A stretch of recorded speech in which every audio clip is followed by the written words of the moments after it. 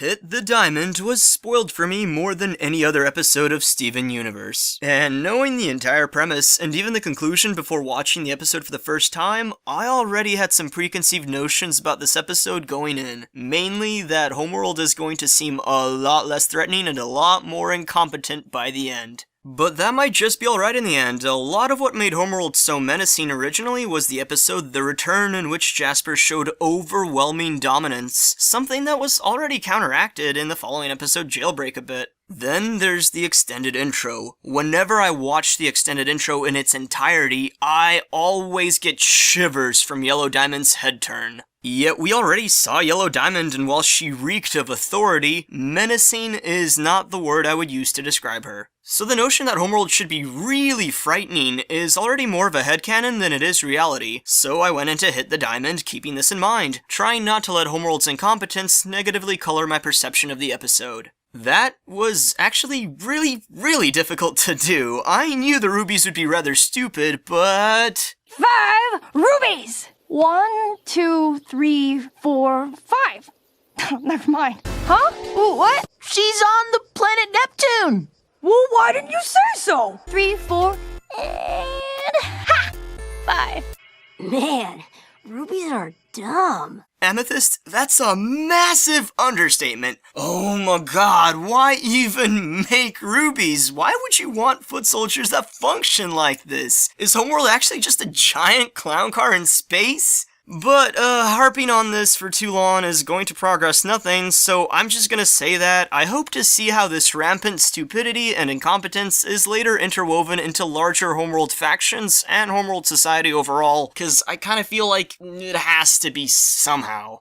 Something interesting in relation to that larger topic, though, is that I now think Homeworld feels like a conquerable entity, but not just due to the incompetence of its forces. These rubies, they have so much individuality! Some of them enjoy experiencing new places and things, some of them even show gratitude, and they only care about their objective. They don't show any anger at Peridot for being a traitor or insulting Yellow Diamond, who's apparently supposed to be godlike. They're just angry they still haven't been told where Jasper is. Are a lot of gems this removed from a feeling of unity and essentially patriotism? Does being partitioned for specific roles allow them to have very malleable behavior toward things not directly related to those roles? Because geez, under certain circumstances, it doesn't seem like it'd be that difficult to turn these rubies over to be on the side of the Earth.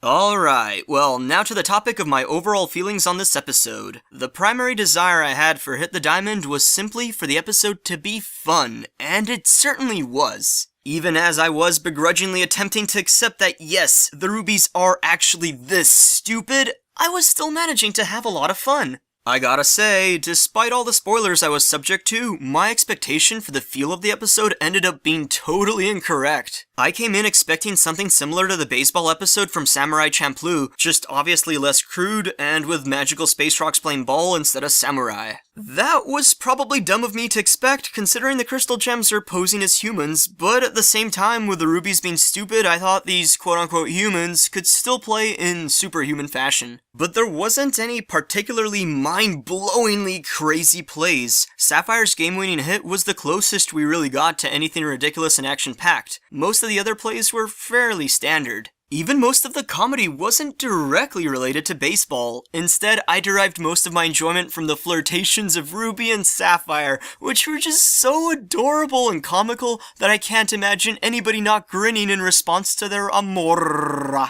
Just look at the ball. I'm trying, but all I want to look at is you. Don't worry. You can look at me when you're running for home.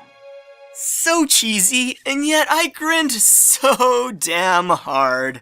So yeah, I had a lot of fun, and in the end, is that what matters most?